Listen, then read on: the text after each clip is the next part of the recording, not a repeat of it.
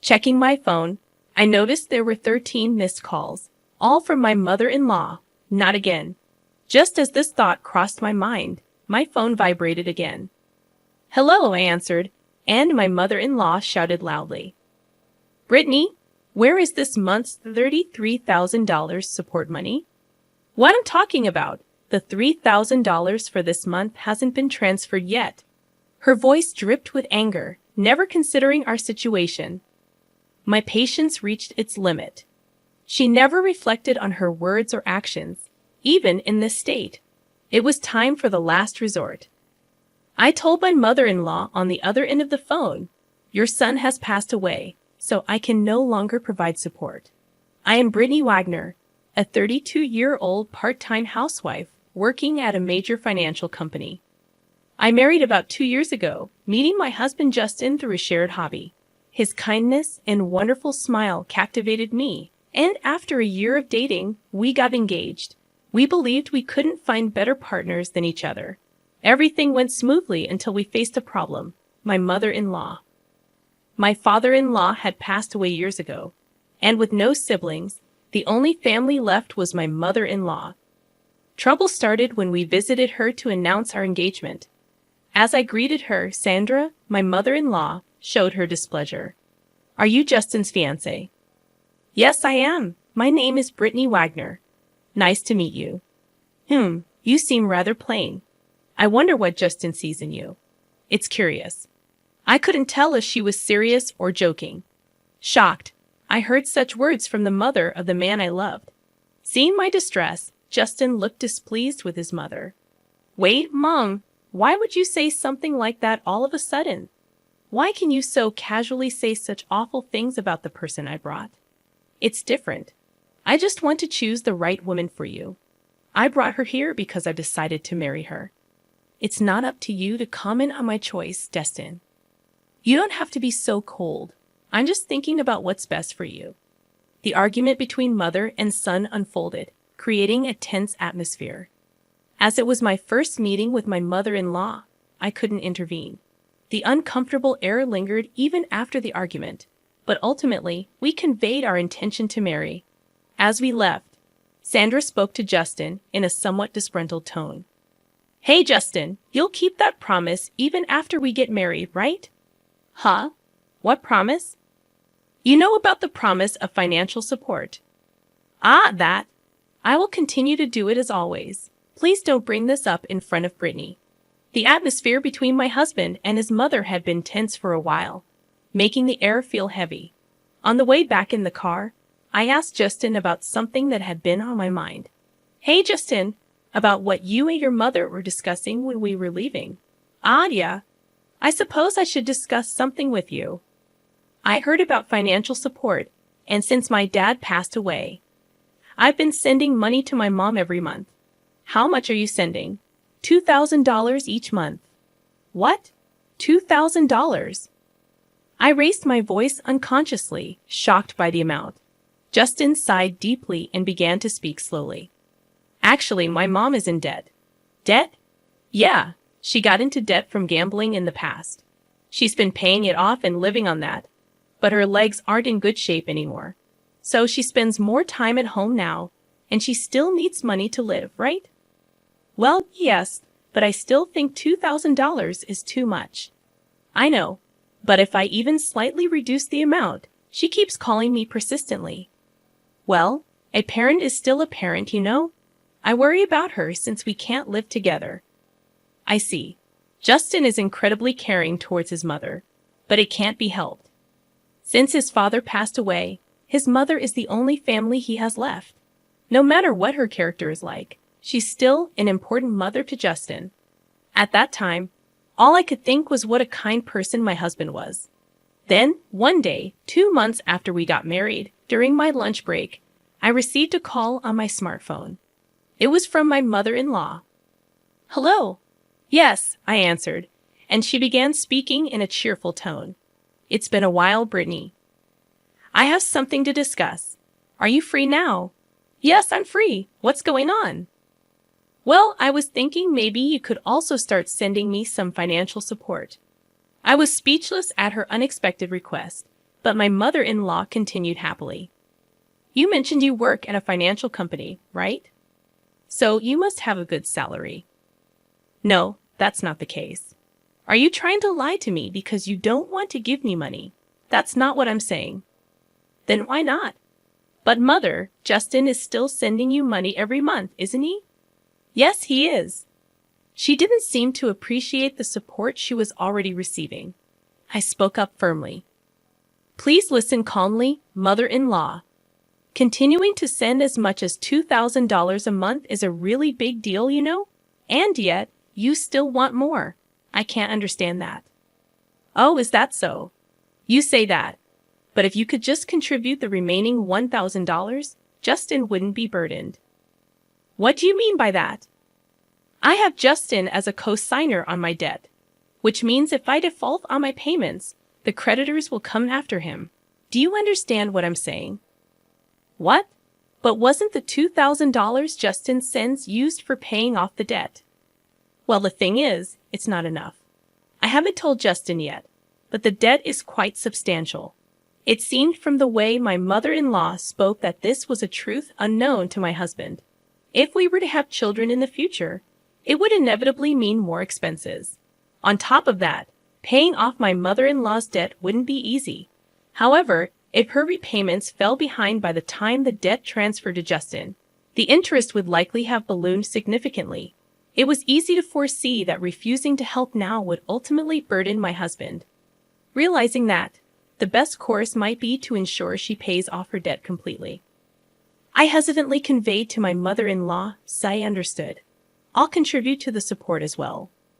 Really, Brittany? You're amazing. I knew you would say that. Combined with Justin's, it'll be $3,000 a month. This will be used to properly pay off the debt, right? Of course. I plan to pay off the entire amount in about a year. Please promise to pay it off without any delay. Okay, I understand. It's a promise.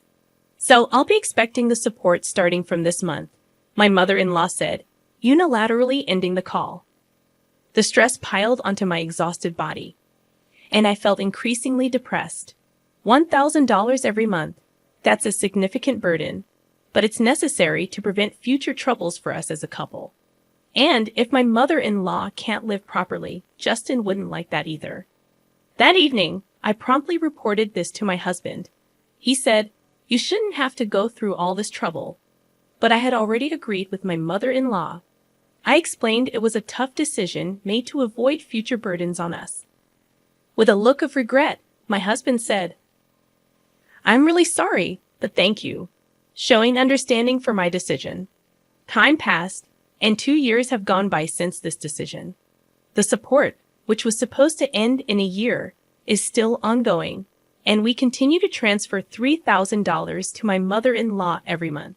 To complicate matters, my husband fell ill about 2 months ago and has been unable to work. He's on sick leave and receiving a small amount of sickness allowance, but it's minuscule compared to his usual salary. Last month, I used my savings to send the $3,000 to my mother-in-law. But if this continues, even our living expenses will become difficult. Incredibly, my mother-in-law hasn't once visited Justin in the hospital.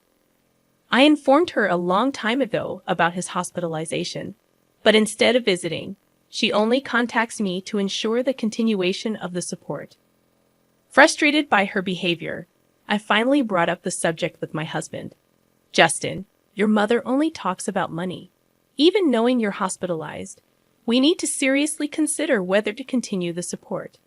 "Yeah, I've been thinking the same. I don't want to burden Brittany any further.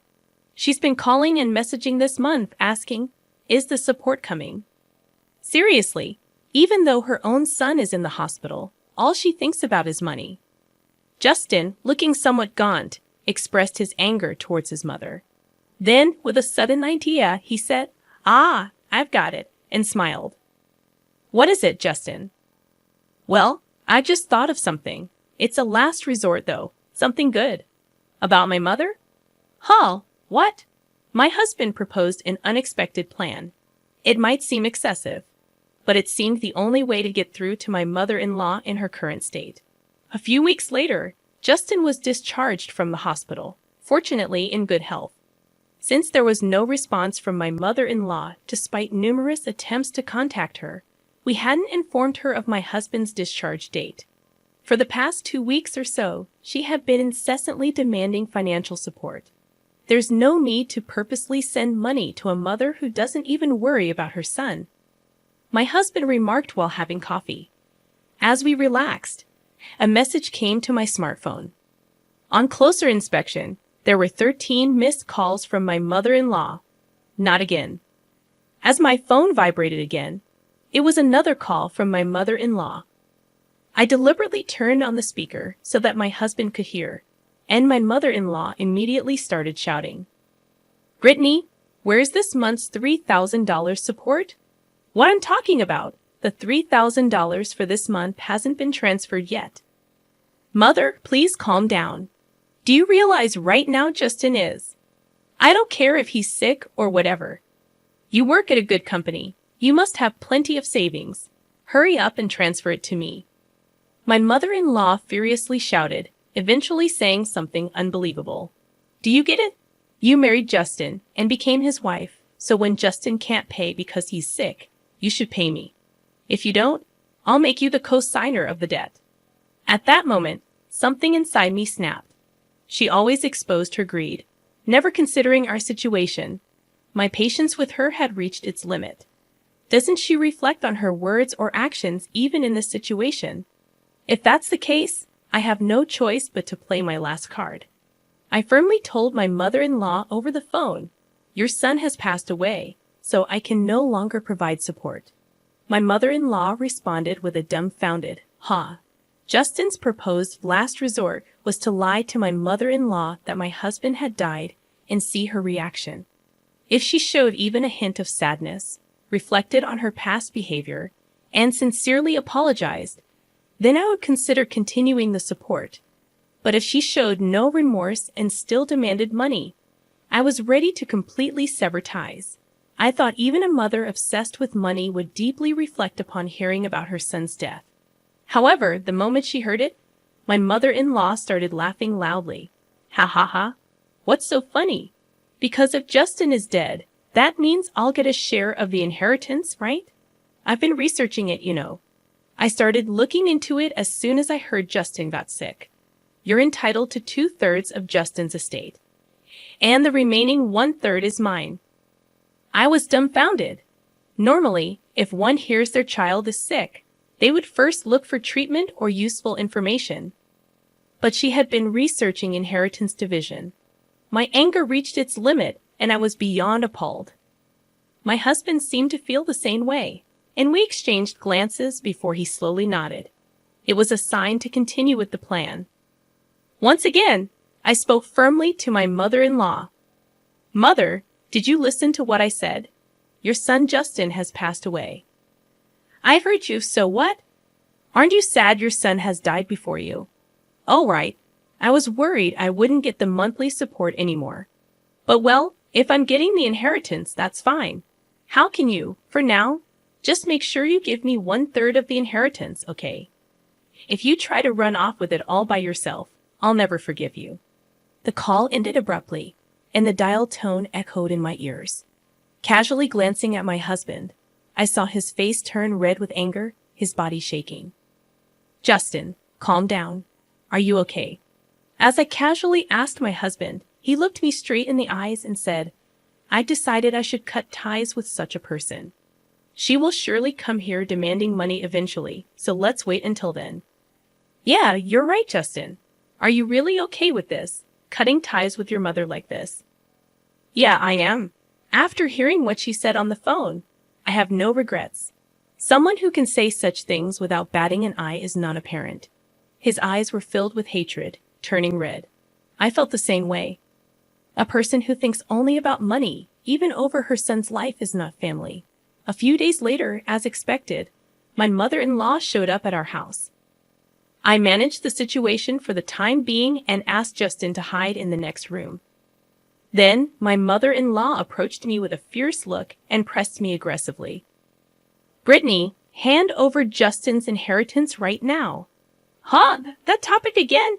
Don't you have anything else to say? Justin's dead, isn't he?" What's the point of saying anything now? It's meaningless. You have the nerve to say that when you didn't even visit him in the hospital. Can you even call yourself his parent? You're so noisy. Just give me the inheritance right now. I'll call a lawyer if I have to. At that moment, I realized that talking to her was just a waste of time. Just then, my husband emerged from the next room. Seeing him, my mother-in-law let out a loud gasp as if she'd seen a ghost. Justin, why? You're supposed to be dead. Mom, long time no see. Sorry, but the story about me being dead was a lie. A lie, you say? Why would you say such a disrespectful thing? To expose your true nature and confirm it for myself. I wondered how you would manage the monthly financial support if I, your son, were dead. But unfortunately, you turned out to be the worst kind of person, only thinking about money. This situation made that very clear. That's Justin, calling your own parents the worst kind of person. Quiet? I'm cutting ties with a toxic parent like you. As my husband shouted, Sandra stood there open mouthed, stunned. She hadn't yet come to terms with the reality of being disowned by her own son. Wait, what do you mean, Justin? What I just said, I'm cutting ties. I can't consider someone like you my mother. Don't say that. So, what about the financial support? Why would I support you? You need to find a way to pay off your own debt. We've decided to move away. Wait, without the support, I won't be able to live. Tears in her eyes, my mother-in-law reached out to my husband. He forcefully brushed her hand away, looked at her coldly, and said, I don't care about your life. You never once apologized for all the trouble you caused us, did you? Knowing your true nature now, I feel relieved. Don't ever show your face to us again. That's cruel. Wait, Justin, are you really going to abandon your mother? Ignoring her words, my husband grabbed her arm and dragged her to the front door. Then, he threw her bag and shoes outside and kicked her out of the house. She made a scene outside, but apparently unable to bear the stares of onlookers, she left after a while. Persistent calls and emails came, but we ignored them all. We blocked her number and quickly finished moving. The co-signing of the debt turned out to be something Sandra had fabricated, so the guarantee contract was void, and Justin no longer had any responsibility as a guarantor. Having lost all support from us, my mother-in-law was apparently living a miserable life. It was no surprise since she had used almost all the money we sent for gambling. The remaining debt was substantial, and she spent her days being chased by debt collectors. Working from morning till night, she couldn't gamble anymore. It's unlikely that she will pay off all her debt anytime soon. From now on, she will have to work until her body can no longer move. It's all her own doing. Meanwhile, we are living fulfilling days in our new home. Justin's condition stabilized, and he was able to return to work after recovering. And now there's a new life growing inside me. Next year, our family will grow by one, and we will start a new life. In the future, we want to spend peaceful and happy days as a family of 3.